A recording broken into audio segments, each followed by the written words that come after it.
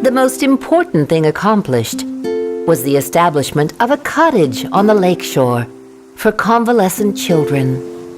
It being unique in that it is the only charity of its kind in the vicinity. Although small in the beginning, it is hoped it may increase in size, usefulness, and hospitality. Margaret Daisy Peachin.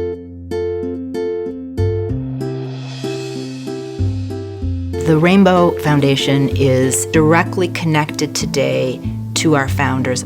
Each successive president has had a link to the past, and we are all very much responsible for the success of the organization. None of us could do it on our own. None of us could do it without the women who came before us. The Rainbow Foundation has continued the same mission that the Rainbow Circle of King's Daughters started over 130 years ago, and that is to provide the highest quality of care to the children of our community.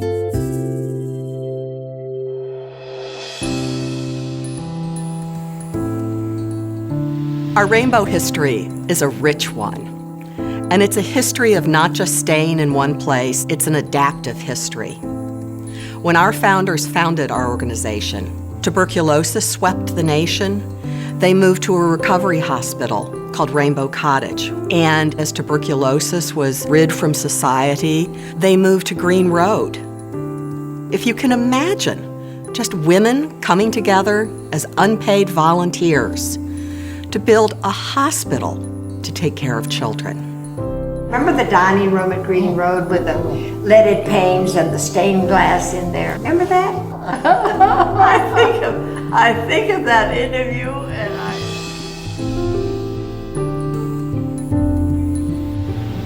Over time, the hospital on Green Road in South Euclid moved down to University Circle, and the Rainbow Foundation became a supporting organization of the hospital and turned over the day-to-day operations to physicians and clinical representatives that were probably best qualified to handle those responsibilities.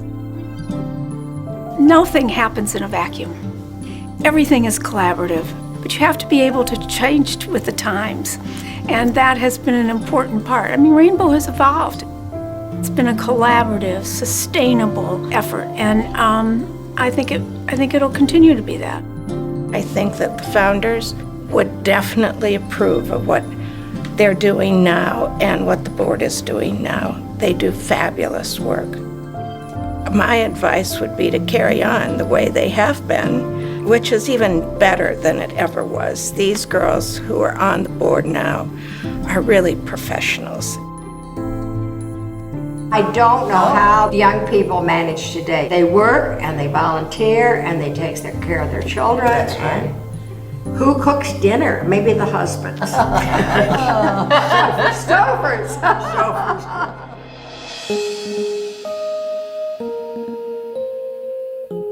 One of the proudest moments we have had as a foundation is when we were honored with the Samuel Mather Visionary Award from University Hospitals.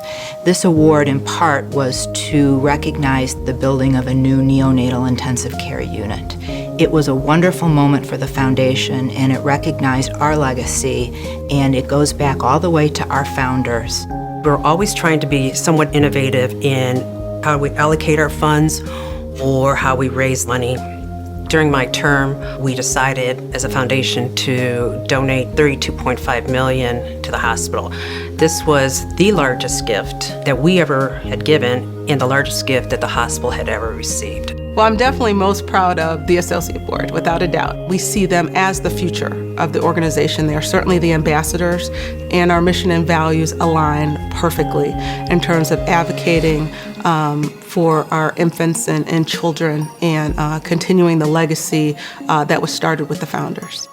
Ride the Rainbow, which is our biennial benefit. It really powers our foundation for the next 2 years to make allocations to the hospital that will fund some of their finest and most advanced programs.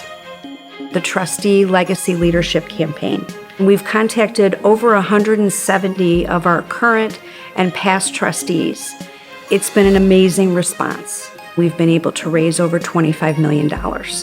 But without a doubt, the best part about this campaign has been re-engaging past trustees who are coming back to the table because they're very excited to be part of this.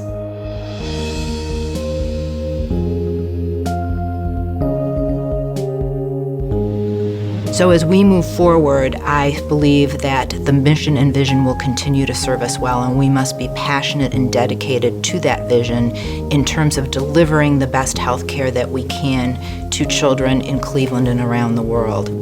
So the Rainbow Babies and Children's Foundation and its leadership over the past 130 years is something that I believe every trustee feels a tremendous sense of fiduciary responsibility to, and one that will continue long past our terms on the board. And because of the Legacy Leadership Campaign that we have now concluded, we will be able to see the fruits of those labors over many years to come.